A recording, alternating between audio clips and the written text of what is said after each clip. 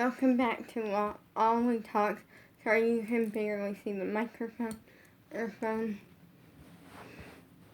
I don't feel like fixing it, okay?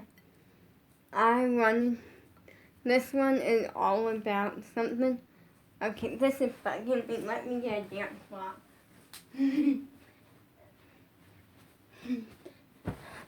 Dance block to the rest.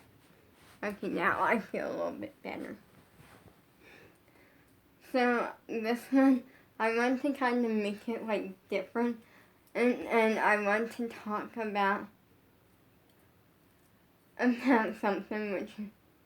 So yesterday, I posted on Instagram like last night, like kind of just a couple of things, obviously because I like posting on there. But one of the things was I talked a little bit about how I posted like a question thing because I came up with a really good one for yesterday, which is one thing in life, meaning like I'm in life that makes me nervous. And this, like something that I tried to make it something, and the 4 options, I forget what some of them were. Oh wait, I remember.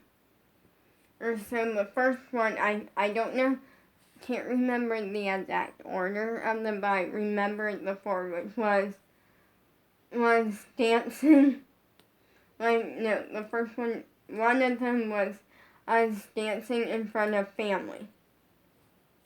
One of them was dancing in front of famous people. One of them was singing in front of a family, and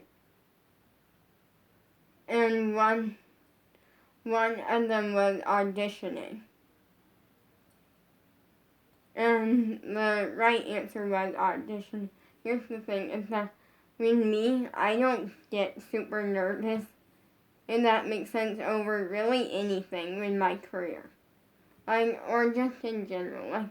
I feel like the things that, if I had to pick things, it would probably, the only thing that ever really gets me nervous is shots. I do not like shots or needles, anything like that.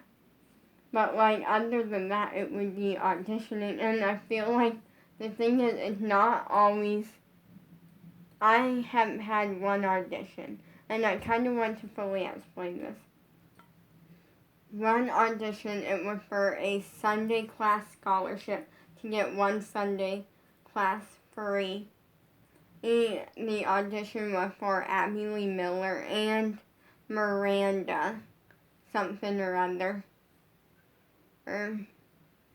Both very good teachers. I love both of them so much.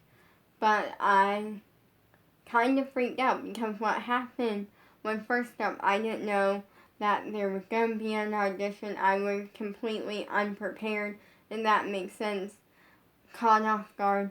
But also, I feel like the thing is that as much as I make being an Abby favorite seem fun and exciting, because it really is. It is a dream come true. It is fun and exciting. But the thing is that it also has another side to it, if that makes sense. And so it has 2 different sides to it. It has the first side, which is what people don't see, and then it has the side of what people see. And the side that people see, which is the second side, is how fun and exciting it is.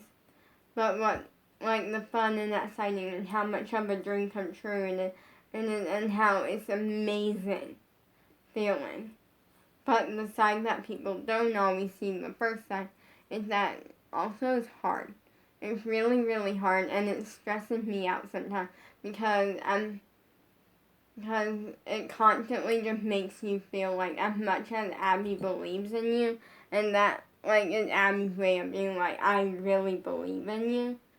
You really are talented. Even though I know that, and even though I know that Abby is a big fan of mine, she is a big supporter of me. It gets hard because the thing that people don't understand is that I'm 15, almost 16. I'm gonna be 16 very soon.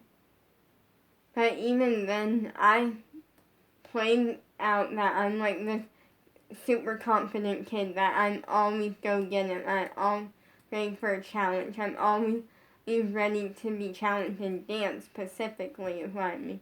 And I'm always ready for life.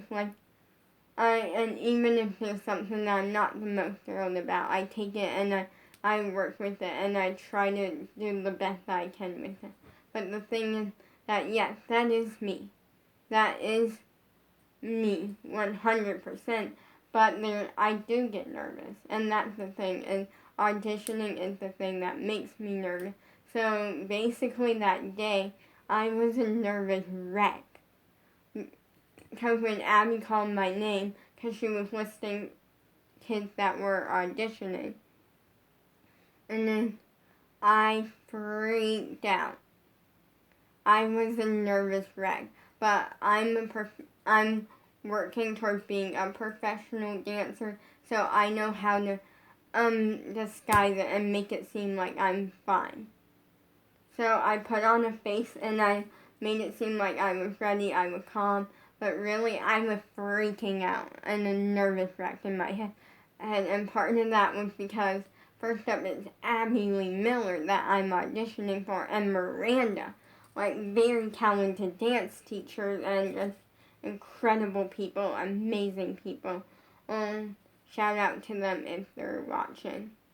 But on top of it, there's that, but also that is one of my biggest dreams to audition for them. And I finally got to live that dream. But on top of that, it was that I know I was up against some really good dancers, because some of them I watched and some of them I didn't, but I knew everyone on there was going to be really good and really talented. And I knew I'm talented and I'm really good. It never came down to I'm confident in myself. It was just other things. But one of the things that made it worse was my mom was asleep.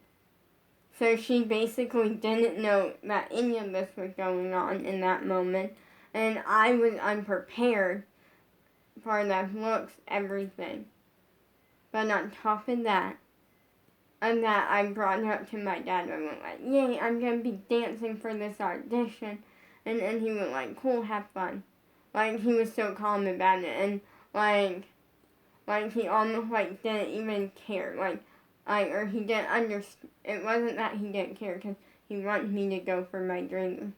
It was more that he didn't understand how big of a deal this was, and that was okay.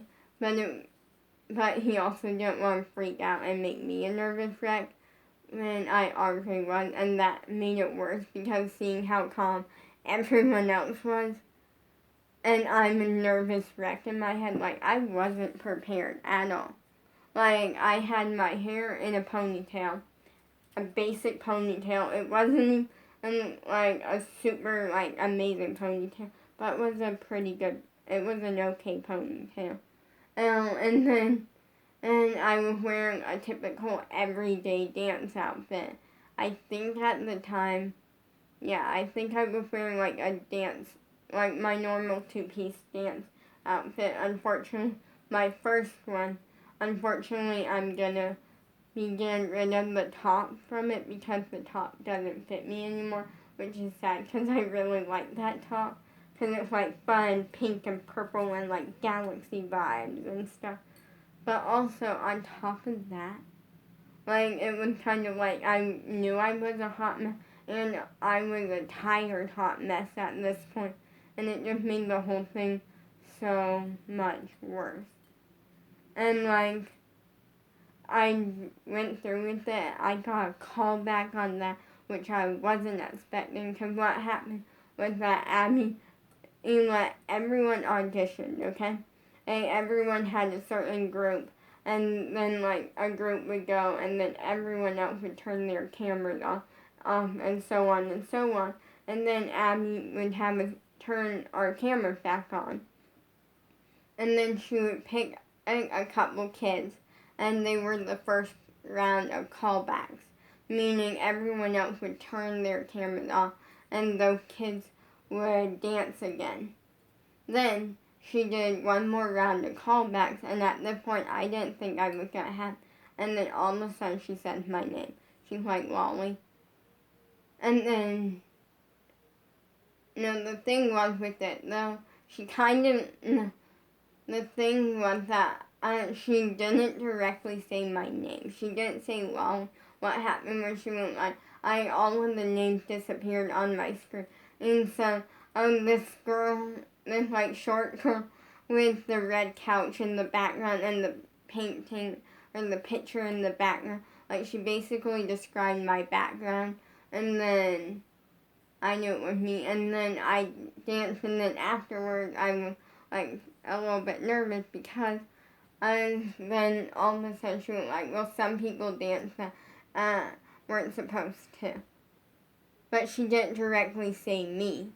And I wasn't 100% sure if she meant me. I was the only one with the background she described from what I could see and stuff. And she didn't seem to, like, get annoyed with me, so that was good. Like, I felt like maybe it was me. But still, that was nerve-wracking. And it was nerve-wracking. And the thing is that being an Abby favorite, it constantly feels like I'm trying to stay on top. I'm constantly trying to use what I'm good at and show it to Abby. Even when I get the chance to, I'm constantly and just trying my best to be amazing. And even though I know I'm amazing and I know I don't need to be a nervous wreck and I should basically just sit back and have fun and enjoy being an Abby favorite, it still comes with the law. And I feel like what makes it worse on me is that I'm gonna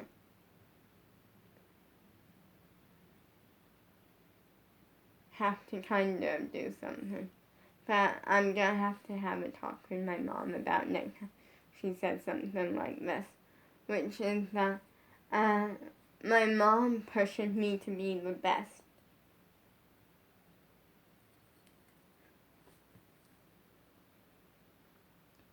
Because my mom knows how badly my mom knows how much I love to dance, how badly I work to wow the teachers and to just wow myself and stuff, and it's hard constantly being in that position of like, basically, my mom knows that I learned by being told I'm horrible. I'm not gonna get any better by being told I'm the greatest. I don't have a coddle parent. And my parents, you wanna know what they tell me? Well, my dad doesn't say too much about my dancing. Like, he'll, like, every once in a while, like, he wants me dancing and stuff. But what he does is he basically says, like, every once in a while, he'll say something that's time to, like, do the neck for a while. Like, he'll, like, kind of try to help convince my mom to let me do it, and then I end up doing it and stuff. But the thing is that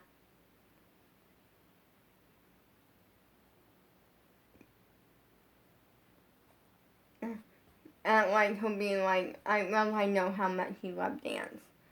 But my mom is on me a lot. My mom, if she sees a mistake that I made that she knows is a mistake, because it's hard for her to tell it's hard for her to tell, like, mistakes sometimes, because of the fact that I'm her first kid that, like, is going to dance professionally at some point in life.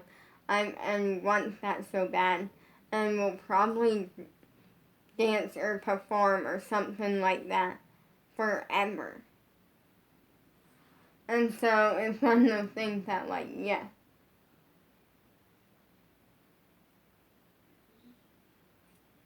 But the thing is that, like, sometimes she'll tell me, like, she'll be like, you're horrible. You're a horrible dancer. And what she'll say, and only to make me a better dancer. I know when she says it, it doesn't get to me because I know she's just doing she doesn't mean it's her way of being like, I want you to succeed, and the only way you'll succeed is if I stay on you. And but with the flexibility, yes, she can see mistakes with that easily. Some of it, like the technique, it's hard for her to tell, especially with ballet, because the stuff with the ballet bar, she only sees me, not the people on Zoom, because the only way we could get the ballet bar to fit is if a way to get the ballet bar to fit in the living room with having the computer on the coffee table is if I do it like towards the side, meaning she can't see the screen, but I can, and stuff like there's technical things that she doesn't always pick up on, but she really does try. And she tried to make me a better dancer, and I feel like what's starting to happen is that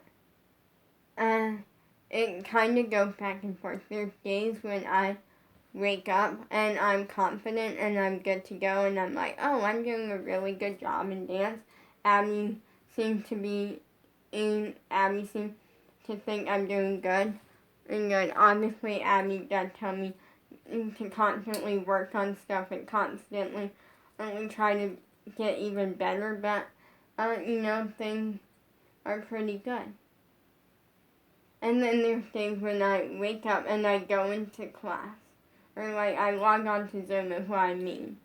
And by go to class, I mean I log on to Zoom. And I am sometimes honestly not that full confident. And that makes sense. Like what I mean by that is there's times when I'll log on and I'm not fully at my most confident point. Because there is times when I'm hard on myself. That is one thing that I will say. And this is a saying that I hear sometimes, and I fully believe it because it's true for me, which is that you are your biggest competitor. You are your biggest competition. Because sometimes some dancers, and I'm one of those dancers, are harder on themselves than the people around them are, if that makes sense. And there's times when I will literally just grab my wrist like this. I will squeeze it as tight as possible, and I will scream at myself in my head. And I'll do it where like the people on Zoom can't see it, because like we'll be doing like a jumps and turns class. If I see mistakes or something, well, not see mistakes because I obviously can't see myself unless I'm on Zoom, like on, and I look at the screen when I'm in frame. But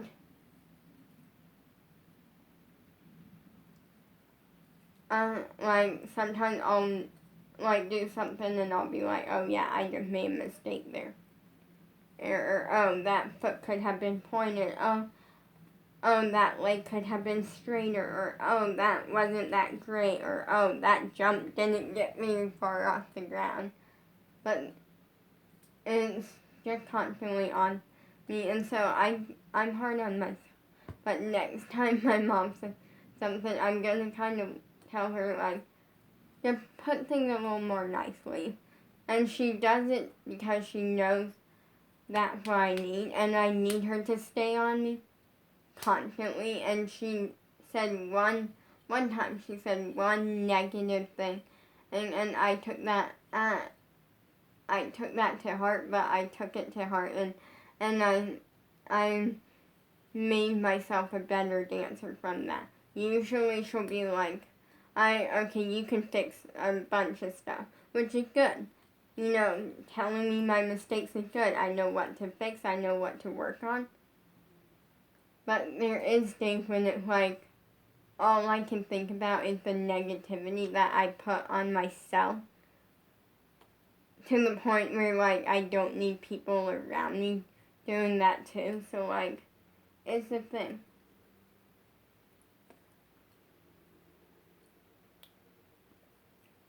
But luckily, my mom is usually amazing Yes, she's hard on me. Yes, she demands a lot from me in my dance.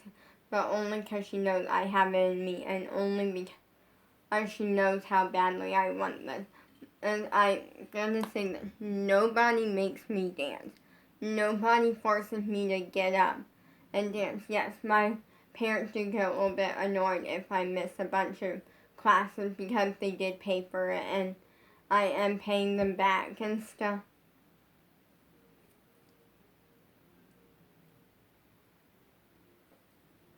But nobody gets me up in the morning and it's like, you have to log on today, you have to dance. Nobody forces me to. The only person that forces me to is myself. So I thought that today I would share a little bit more of the unconfident side of me. And yes, I get nervous with auditions, but that is today's Lolly Talks. And I want to film this now today because the next few days I don't know if I'm going to be posting or not because right now life is just a little bit busy, a little bit chaotic. And right now I'm expecting a package soon. And it won't be today though. And it probably won't be tomorrow. Because what happened with that, I ordered a piece of merch from ShopPiperRaquel.com. I ordered this black, this like black and white crop top that says yesterday on it. It's like some of the yesterday merch, and I'm excited. I can wear it to the concert, and I can wear it for dance. Even though once it gets here, I'm probably not gonna wear my other dance tops, just because I like merch. And I am gonna wear something JoJo with the outfit though that day because here's the thing, I'm gonna get into a story really quick, which is I honestly think I'm cursed in one way or another. Or no, because so what happened is, in growing up, I didn't really know who JoJo was. I wore all sorts of clothes. My mom kind of picked my style for most of it, which sometimes I didn't always like. But then eventually it got to a point where she let me pick out things a little more. Or it was that's what parents do when their kid is really little. Well, I would say about 7 or 8 years old, my mom really started letting me like pick out like when it would come time to like every year we would do like a back to school clothing shopping even though I have always been homeschooled. And she would like we would go on like usually it was Zulily. Sometimes we would go on another website or something and then I could pick a couple of things out and we would order them. And fun fact, at one point, we ordered a JoJo shirt, and then we ordered one, and then something happened where, like, we couldn't get it or something. But then, when I would say around 11, almost 12, yeah, I got my first, like, JoJo shirt from Walmart, because me and my dad were at Walmart, like, doing some grocery shopping, and we walked past the clothing section, like, the kids' clothing section, because I fit in kids' clothes. I'm, like, in the higher end of it, but, like, in kids' clothes. And what happened was that we had saw that they had a JoJo shirt like on clearance for like $5 or something. So my dad let me get it. But what happened? And since that day, kind of, I wear JoJo like almost every single day. Like, to be honest, every single day. I don't for dance usually, and I did at first because at first I had a JoJo leotard, but then I grew out of it and it was very sad. It was a very sad day for me.